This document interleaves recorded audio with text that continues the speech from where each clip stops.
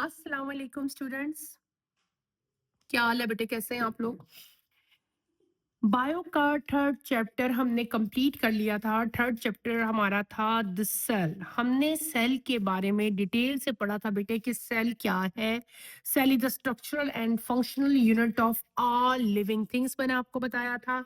फिर सेल का हमने बेसिक स्ट्रक्चर बताया था। Cell consist of three main layers. पहली सेल वॉल थी, फिर सेल मेम्ब्रेन थी, देन साइटोप्लाज्म, और साइटोप्लाज्म के सेंटर में जो है वो यूनिट ऑफ द सेल यानी कि न्यूक्लियस जो है वो प्रेजेंट था। फिर जो है हमने सबसे मेन उस चैप्टर का टॉपिक था दैट इज साइटोप्लाज्म। साइटोप्लाज्म के अंदर a lot of cell organelles present थे, जो हमने वन बाय वन डिटेल से बेटे स्टडी किए थे। और हमने द सेल जो है, सेल की जो कंपोजिशन है, जो सेल का स्ट्रक्चर है, वो हमने कंप्लीटली डिटेल से चैप्टर नंबर 3 में हमने खत्म कर दिया था। आज बेटे हमने नेक्स्ट चैप्टर स्टार्ट करना है, that is chapter number 4। Open your bio books, page number 63 आप निकालें। चैप्टर नंबर 4 हम आज स्टार्ट करेंगे। चैप्टर का नाम है हमारा सेल साइकिल। बेटे क्या चैप्टर हमने आज स्टार्ट करना है? Cell cycle. आज हमने जो पढ़ना है डेट इज सेल साइकिल है। ये साइकिल है जो सेल के अंदर हो रहा है, ये हम डिटेल से स्टडी करेंगे। ठीक है, चलें स्टार्ट करते हैं। बिस्मिल्लाह रहमान रहीम। The cell follows a regular series of events called the cell cycle. इसको अंडरलाइन करें। During its life, this series includes stages of growth, preparation, and cell division. इसको भी underline करें. The process of cell division may happen in two ways. Mitosis, cell make identical copies of themselves, or meiosis, cell produces special cell with half the genetic material needed for reproduction. Mitosis is essential for growth and repair of body, whereas meiosis is vital for creating reproductive cell like egg and sperm. Together, these processes keep living organism growing, healing, and passing on trait to the next generation. In this chapter, we will explore the event of the cell cycle and cell division, mitosis and meiosis. इस छोटे से paragraph में छोटा सा कुछ lines का, मेरे ख्याल से 8 या 9 लाइंस की मैंने आपको भी रीडिंग की है, लेकिन इन 9 लाइंस में तकरीबन आपके 30 क्वेश्चन जो है बेटे वो बन सकते हैं। कैसे बन सकते हैं समझो, देखो मेरी तरफ मैं क्या कह रही हूँ, इधर देखें, किधर है आपका आपकी tension. The cell follows a regular series of events. ठीक है ना, सेल जो है उसके अंदर एक रेगुलर सीरीज ऑफ इवेंट्स होती है। वो बार बार इवेंट आते हैं, खत्म होता है फिर स्टार्ट होता है, खत्म होता है फिर स्टार्ट होता है। इस रेगुलर सीरीज ऑफ इवेंट्स को हम लोग क्या कहते हैं? सेल साइकिल कहते हैं। क्या कहते हैं? सेल साइकिल कहते हैं। पहले तो आपने इसको अंडरलाइन करना है और इसकी डेफिनेशन याद करनी है। आपके पेपर में डेफिनेशन आ सकती है, डिफाइन सेल साइकिल। तो आपने ये चीज लिखनी है ड्यूरिंग इट्स लाइफ, अपनी लाइफ के दौरान जितनी सेल की लाइफ होती है। सेल्स में इसकी सीरीज में इंक्लूड कौन कौन से स्टेजेस होते हैं? Growth, preparation and cell division. क्या? Cell division.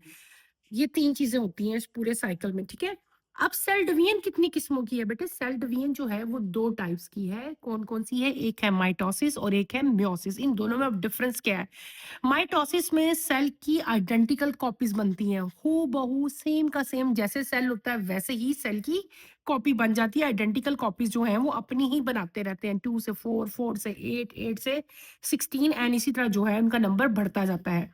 लेकिन दूसरा जो सेल डिवीजन है दैट इज मियोसिस। मियोसिस में क्या होता है कि सेल जो है वो स्पेशल टाइप के सेल प्रोड्यूस करते हैं। क्या करते हैं? अपनी आइडेंटिकल कॉपीज नहीं, बल्कि क्या करते हैं? स्पेशल टाइप के सेल्स प्रोड्यूस करते हैं जिनका जेनेटिक मटेरियल जो है वो सेल से हाफ होता है। इस ये मैंने ये जो बात की है, सपोज क्रोमोसोम नंबर अगर पेरेंट सेल का 2n है, तो जब उसके अंदर मियोसिस होगी तो जो आपके पास डॉटर सेल बनेंगे उनका क्रोमोसोम नंबर 2n नहीं होगा, बल्कि हाफ रह जाएगा और सिर्फ क्या हो जाएगा? n हो जाएगा। ये बात आपने याद रखनी, मैंने भी आपसे पूछनी है।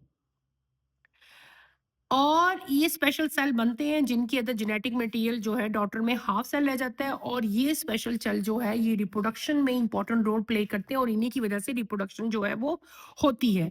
Mitosis is essential for the growth repair of the body. Mitosis का मेन काम क्या है? वो क्यों इंपॉर्टेंट है? क्यों सेल डिवीजन माइटोसिस वाली इंपॉर्टेंट है? It is important for growth and repair of body. हमारी जो बॉडी की ग्रोथ हो रही है और जो रिपेयर हो रही है, कोई सेल डैमेज हो जाता है वो ठीक हो जाता है। तो ये रिपेयर और जो ग्रोथ है ये माइटोसिस की वजह से होती है। दूसरी चीज है मियोसिस। मियोसिस का क्या काम है? मियोसिस भी सेल डिवीजन की टाइप है ना। मियोसिस का काम बेटे ये है कि मियोसिस से reproductive cell that is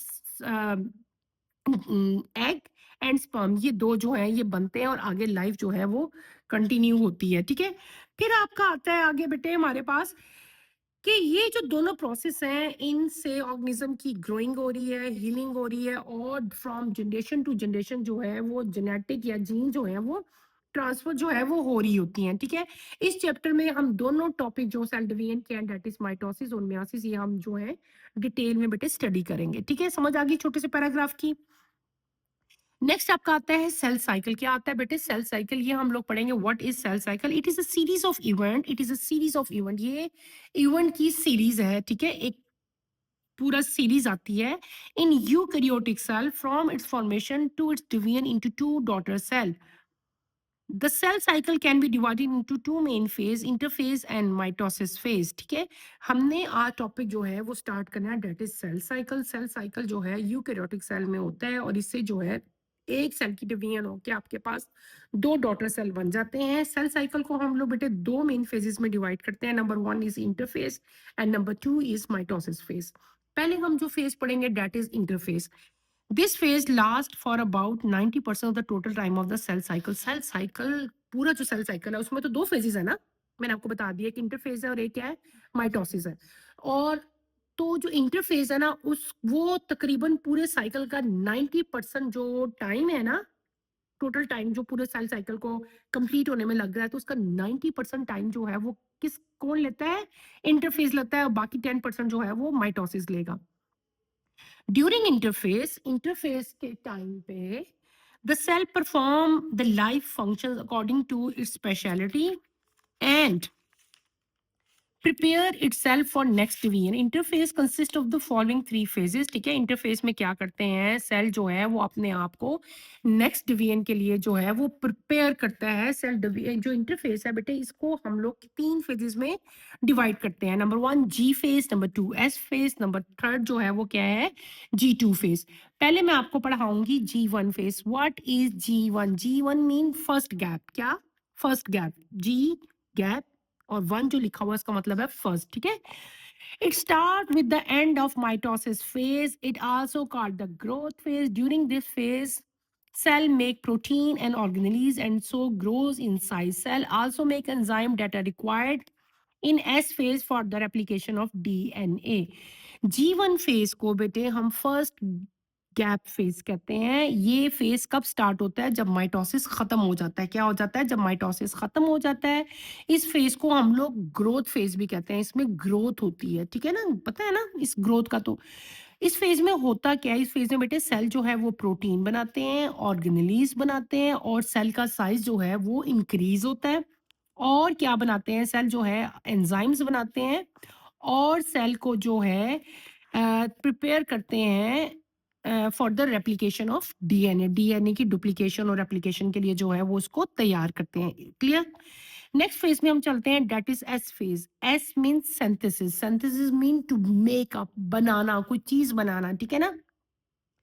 During this phase, the DNA of each chromosome is replicated. If it results in the duplication of chromosome consists of two sister chromatids. The total number of chromosomes in cell remain the same। बेटे S phase जिसको हम synthesis phase कहते हैं, इसमें क्या बनता है? DNA of each chromosome is replicate. जितना भी क्रोमोसोम का डीएनए होता है वो रेप्लिकेट होता है, उसकी एग्जैक्ट कॉपी बन रही है। जो कॉपी पेरेंट सेल में थी वैसे ही डॉटर सेल में डीएनए की कॉपी बनेगी। It result in duplication. क्या होती है? क्रोमोसोम डुप्लीकेट करते हैं। डुप्लीकेट का मतलब होता है उनका नंबर डबल हो जाता है। ठीक है ना, एक सेल से दो सेल बनेंगे लेकिन उनका जो क्रोमोसोम नंबर है 2n है, वो 2n ही डॉटर सेल में भी रहेगा बेटे। और फिर आगे आपको लिखा हुआ है, आपको बताया हुआ है कि each chromosome consist of two sister chromatids. मैं आपको बना के दिखाती हूँ अभी क्रोमोसोम का स्ट्रक्चर। और जो टोटल नंबर ऑफ क्रोमोसोम है वो हमेशा बेटे क्या रहता है? सेम रहता है। जो ओरिजिनल सेल में था, पेरेंट सेल में था, वही डॉटर सेल में रहेगा। Is that clear? नेक्स्ट चलते हैं, हमारा जो लास्ट फेज है that is G2 phase. G mean gap, 2 means second, तो इसको हम लोग सेकेंड गैप फेज भी कहते हैं। In this phase cell continues to grow and produce protein necessary for cell division. The cell checks for any DNA damage that may occur during replication and make necessary repair. It also begins to reorganize its content in the preparation of mitosis. बेटे इसमें क्या होता है, इस phase में क्या चीज होती है, ग्रोथ सेल की जो है वो कंटिन्यू रहती है, प्रोटीन्स बनते हैं जो सेल डिवीजन के लिए जो है वो रिक्वायर्ड होते हैं, और इस फेज में ये भी चीज जो है वो चेक की जाती है कि पूरा जो G1 या एस फेज हुआ है उसमें कोई प्रोटीन की जो है वो डैमेज तो नहीं हुआ कोई डीएनए को, ठीक है। अगर कोई डैमेज हुआ होता है डीएनए को तो जो है उसकी रिपेयर जो है वो होती है। और जो है ये मेन जो है 2-3 जो काम मैंने आपको बताए हैं कि प्रोटीन की सिंथेसिस और जो डीएनए का डैमेज है उसका रिपेयर होना, वो सारा कुछ जो है वो G2 फेज में होता है। आफ्टर इंटरफेज, जब इंटरफेज आपका कंप्लीट हो जाता है, the cell enter the division phase, cell जो है डिवीजन फेज में चला जाता है। किस में जाता है? डिवीजन फेज में जाता है, and divide into 2 daughter cell, और 2 डॉटर सेल में डिवाइड हो जाता है। The event of cell cycle are controlled by special gene. जो पूरा हमने ये जो साइकिल अभी पढ़ना है, जो सेल डिवीजन पूरा सेल साइकिल है, इसको स्पेशल टाइप की जीन जो है वो कंट्रोल को कर रही हैं। ऑल फेजेस अकर इन ए सीक्वेंस, और सारे सीक्वेंस जो है वो एक फेज में जो है वो चल रहे होते हैं। आपके यहाँ पे बेटे एक और ही बड़ी इंपॉर्टेंट इंफॉर्मेशन लिखी हुई है, इसको आपने पढ़ना है, मैं आपको बताती हूँ। इस ये है G0 फेज। G1 G2 पढ़ी थी ना आप लोगों ने, ये G0 है, ठीक है, गैप जीरो फेज है। Many cells stop dividing and start performing their specific function. This phase is called G0 phase. Many cells, for example, neuron, remain in G0 for indefinite periods. Some cells, for example, cell of liver and kidney, remain in G0 phase temporarily. Other cells, for example, epithelial cell, do not enter G0 and continue to divide throughout life. G0 phase में बेटे आपको बताया हुआ है कि ये एक ऐसा फेज है कि कभी कभार कुछ सेल जो हैं वो, देखो सेल की डिवीजन हो रही है ना, लेकिन कभी कभार कुछ सेल ऐसे होते हैं जो डिवीजन करना बंद कर देते हैं, रुक जाती है, उनके अंदर डिवीजन होती नहीं है, वो स्टॉप कर देते हैं डिवाइड होना, ठीक है। तो वो अपने डिवीजन नहीं करते, लेकिन अपना जो उनका स्पेसिफिक फंक्शन है बेटे वो करते रहते हैं। इस फेज को हम लोग क्या कहते हैं? G0 फेज कहते हैं। और मैनी सेल्स हैं, कॉमन एग्जांपल इसके आपकी बुक में दी है न्यूरॉन। न्यूरॉन नर्वस सिस्टम में आपने पढ़ के आए हो ना, पीछे मैंने न्यूरॉन सेल पढ़ाए थे, हमने 3rd चैप्टर में पढ़े थे। जो न्यूरॉन सेल है वो G0 फेज में जो है बेटे वो कुछ इनडेफिनेट, यानी कि स्पेसिफिक पीरियड नहीं है, कोई नहीं है कि 1 मंथ रहेंगे 2 मंथ रहेंगे, इनडेफिनेट पीरियड है, बहुत देर तक भी जो है वो इस फेज में जो है वो रहते हैं। एक और एग्जांपल्स आपको दी है, cell of liver and kidney, ये भी G0 फेज में टेम्परेली कुछ देर के लिए रहते हैं और बाद में फिर डिवीजन इनकी जो है वो शुरू हो जाती है।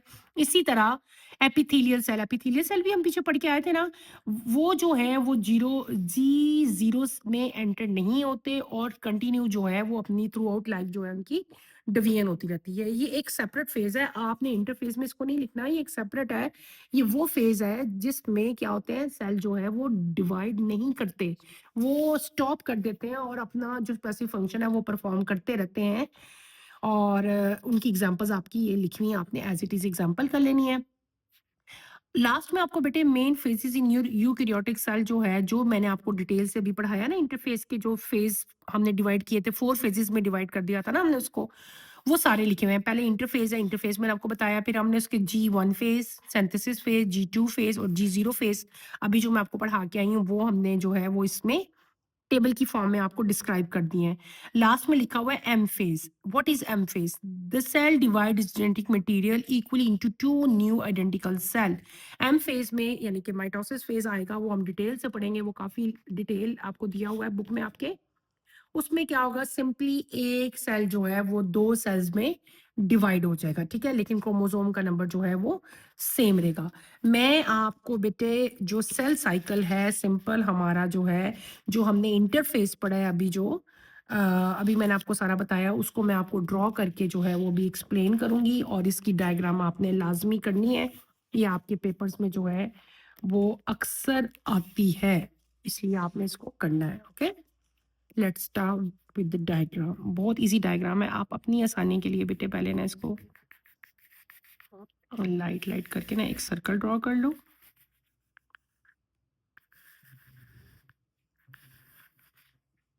हो गया? ऐसे बनाना है आपने इसको, बहुत वो नहीं बनाना डार्क, ठीक है। यहाँ पे हम बेटे 2 सेल्स बनाएंगे, ठीक है। 1 और साथ ही इसके सेकंड सेल मैं बना लूंगी, ठीक हो गया। यहाँ पे फिर एक थोड़ा सा हम सेल बनाएंगे, लेकिन ये सर्कल फॉर्म में नहीं बनाएंगे, थोड़ा सा एलिप्टिकल हम बना लेंगे। ये बना दिया आपने बेटे। यहाँ पे आपने सेम ऐसा ही एक और ऐसे सेल बना देना, ठीक है। और यहाँ पे भी आपने एक ऐसे ही सेल बना देना। Is that clear? आपको नजर आ रहा है? ठीक हो गया। अब आपने बेटे ये मेंशन करना है, यहाँ से ये यूं होगा, ठीक है। ये यहाँ से यूं आएगा,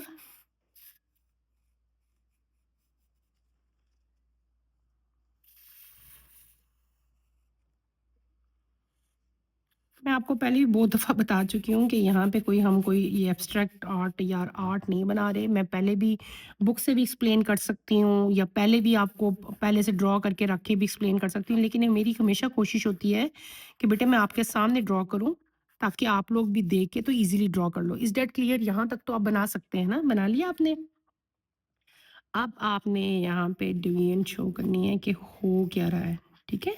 इधर भी शो करोगे आप लोग, इधर भी हम शो करेंगे, इधर भी करेंगे और इधर भी करेंगे, ठीक हो गया। अच्छा जी, यहाँ पे हमने क्या बनाना है बेटे? यहाँ पे हमने बनाना है क्रोमोसोम।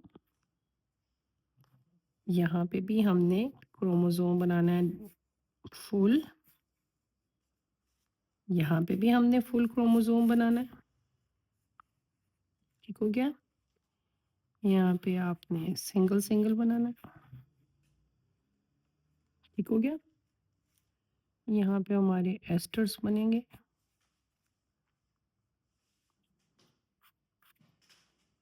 ठीक हो गया। यहाँ पे सेल के अंदर डिफरेंट सेल ऑर्गेनीज जो हैं वो प्रेजेंट हैं।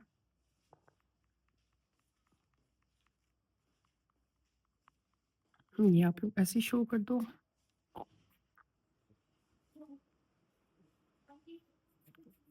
ठीक हो गया बेटे। समझ आ रही है ना?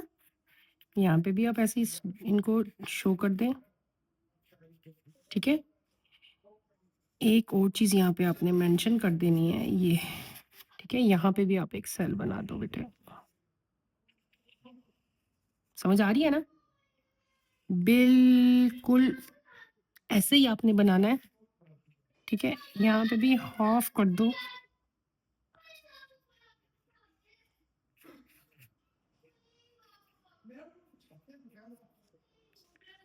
ये हमने ऐसी डायग्राम बना दी बेटे।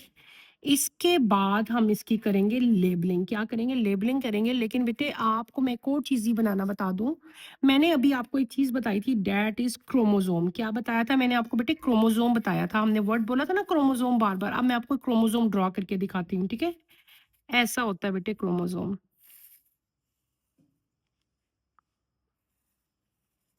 ये सिंपल स्ट्रक्चर है क्रोमोसोम का, ठीक है। ये वो जगह जहां से दोनों क्रोमेटिड जुड़े हुए हैं, इसको हम लोग कहते हैं सेंट्रोमेयर। क्या कहते हैं बेटे? और इसको क्या कहते हैं? क्रोमेटिड्स। ये आप लोगों के लिए नया टॉपिक है, जरा ये आपने 8 क्लास में नहीं पढ़ा हुआ है ना? पढ़ा था? अच्छा, ये अब हमारे पास हमने इसको, ये हम क्या बना रहे हैं? ये बेटे हम बना रहे हैं इंटरफेस, ठीक है।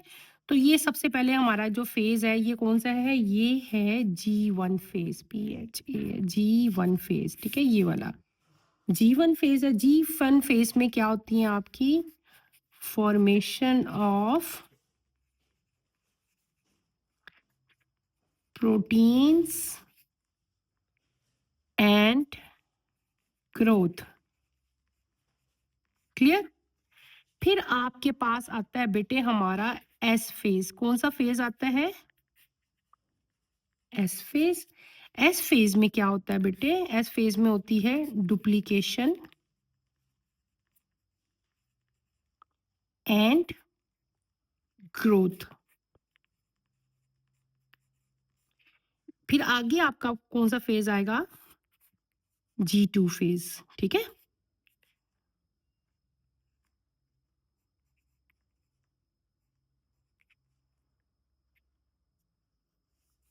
इसमें भी प्रोटीन्स ही बनेंगे जो कि हमें सेल डिवीजन के लिए रिक्वायर्ड है। ओके, फिर आपका बेटे आता है एम फेज। कौन सा फेज आता है मेरे बच्चों? M phase.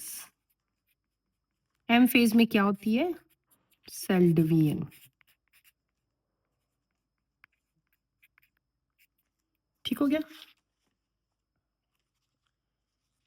ये आपका पूरा जो मैंने ड्रॉ किया है, ये क्या ड्रॉ किया है बेटे? ये मैंने ड्रॉ किया है सेल साइकिल।